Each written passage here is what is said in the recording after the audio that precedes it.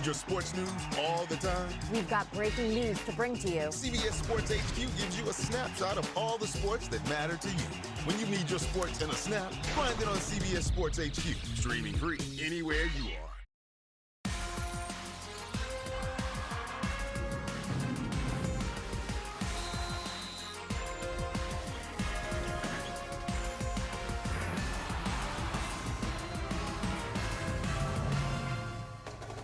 This is CBS Sports HQ Spotlight. Happy Thanksgiving week, everybody. I think this is one of the better, if not the best, sports weeks of the year. That's Bryant McFadden with me, former NFL great, two-time Super Bowl champion. But you got so much NFL. You got so much college football last week of the season. You got all these college basketball tournaments. Yes. We're leading you up to one at 4 o'clock Eastern time here on CBS Sports Network. It's the Sunshine Slam. BMAC, your Seminoles won the Sunshine Slam a season ago. Are you agree with me that this is one of the best sports weeks of the year? No question. Not to mention when it comes to food, it's one of the best food weeks as well. So you got great food along with great sports. You guys should be excited just like we are. BMAC doesn't do turkey on Thanksgiving. He does Cornish game hens. Each person in his household gets an individual Cornish game hen. Let's look at the playoff. I'll never forget Don't it when sleep you ordered on that, BMAC. the game hen. This is how the playoff picture looks right now going into Ravens-Chargers tonight. If the Ravens win, they would flip-flop with the Chargers. Let's look, though, at the two teams that are in bye position right now. Kansas City in the AFC, Lions in the NFC. Both teams are 10-1. But, BMAC, I want to know, which one of those teams do you think is better? Is it the two-time defending champs, or is it the team that's really never won anything big in the NFL? Right now, it's the Detroit Lions, right? Now, of course, when you watch both teams play week in and week out, clearly the Detroit Lions have been the more dominant team. But let me give you some numbers to back what your eyes have seen as well. In terms of point differential, that's in favor of the Detroit Lions. They're plus 177 compared to the Kansas City Chiefs. They're plus 52. In total offense, points scored, Detroit, they're first in the NFL, averaging 32 points per ball game. The Kansas City Chiefs, they're averaging 24. Defense, they're number 2, the Detroit Lions, allowing 16 points. Kansas City Chiefs, they're allowing 19 points. And then outside of that, when you look at the Kansas City Chiefs, they only have one loss, but they could easily have 3 more losses. Yeah. Remember, early in the year, they beat the Cincinnati Bengals by 1 point, right? An overtime win against Tampa, that could have easily went in favor of the Buccaneers. And most recently, over a week ago, against the Denver Broncos, a blocked field goal led to their victory against the Denver Broncos. So they've been barely getting by in weeks of play. In terms of the Detroit Lions, if this was college football, the style points in which they've displayed would highly be applauded based on their efforts. Not to mention, they've scored 52 points twice, and they've scored 40-plus points twice as well. Style points. Now, in terms of the NFL, it doesn't matter. Style points don't matter. Sure. But when you look at how they dominate the opposing teams, clearly for me, it's the Detroit Lions right now as the best team in the National Football League. If they were going head-to-head right now on a neutral field, you would pick the Lions over the Chiefs? Right now, I would. It seems like you're I'll tell you this much. Judgment for later. If this was a win or go home moment in playoff football, it's hard to go against Pat Mahomes. Yeah, that's what I was thinking. It's hard to go against Pat Mahomes. But in terms of what we've seen so far throughout the regular season in the NFL, yes, the Detroit Lions, they're the best team in the NFL. Lions have not had a Super Bowl championship. Their last title, 1957. It's been a long time for the long-suffering fans in Detroit, but this season it looks like it's all out there.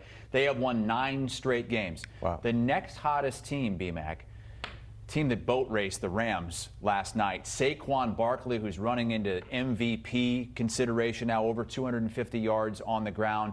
Are they the most dangerous team outside of the Lions in the NFC with those 7 straight wins? Yes, they are, because their style of play can travel.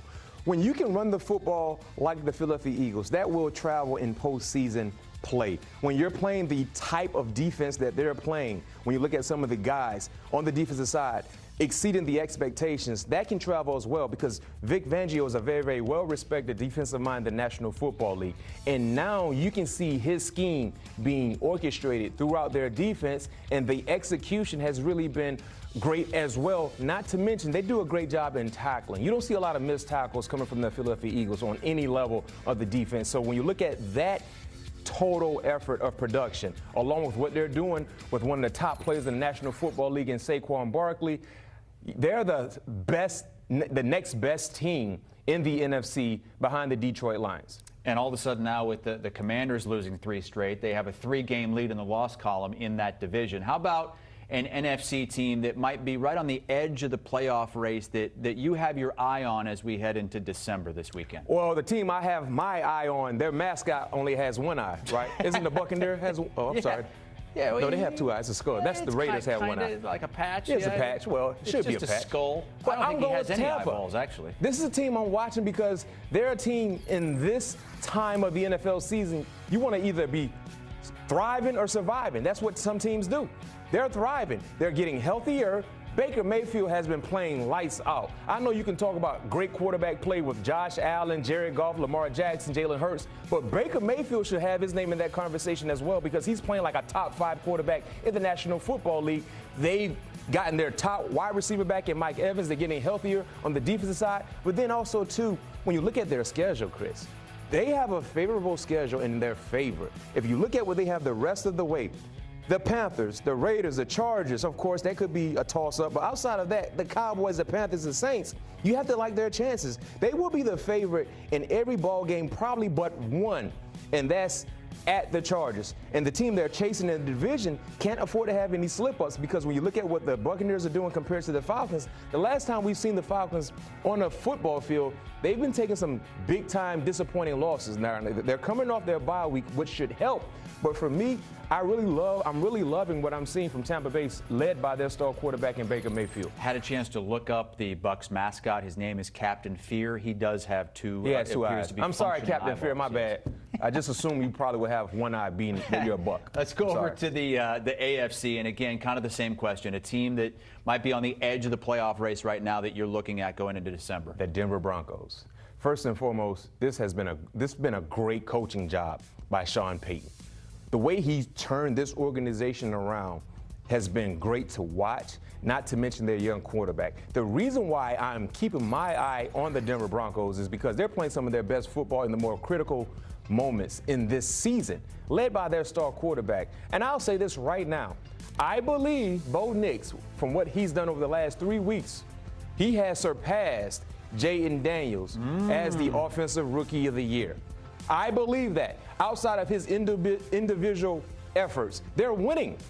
They're winning. And yes, they lost to Kansas City, but they outplayed the Chiefs. Won, yeah. Bo Nix outplayed Pat Mahomes. Unfortunately, special teams did not uphold their end of the bargain that led to that loss. But outside of that, Bo Nix has been on fire. He's been executing. The offense has been rolling. And, of course, the defense, They've carried the team for the most part, but now the offense have come to the party as well. And this is a team, if you get into postseason play, regardless if they're on the road or not, you do not want to play against a Sean Payton-led team with a young athletic quarterback that's playing with an abundance of confidence. So this is a team that you have to watch because if they get into the tournament, and as we see it right now today, if the playoffs were to start tomorrow, they will be in the playoffs. That would be a very, very intriguing, entertaining matchup led by their star young quarterback in Bo Nix. I really want to see Nix win the Rookie of the Year. What Danny Cannell is just upset. What do you have to do if Bo Nix wins the Rookie of the Year award? No, nothing.